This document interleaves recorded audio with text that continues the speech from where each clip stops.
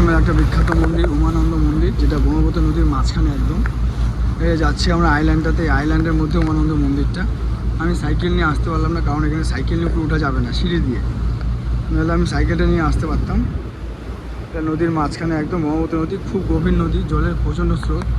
এখানে 3-4টা আইল্যান্ড আছে, তার মধ্যে এই আইল্যান্ডটা একটু ভালো, এই বড় আইল্যান্ড। এই আইল্যান্ডের মধ্যেই মন্দিরটা, উমানন্দ মন্দির, আসামের খুব নামকরা মন্দির।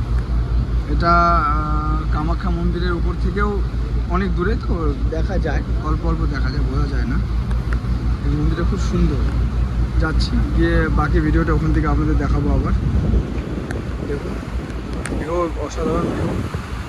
আরও বোট আসছে, উপরে লোকরা আছে, ড্রাইভাররা আছে, দেখতে পাচ্ছেন।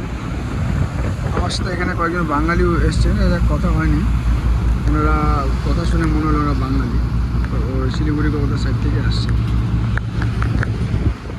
নদীটা অনেক বড়, শেষ আর হচ্ছে না, বাপরে বাপ, বিশাল বড় নদী।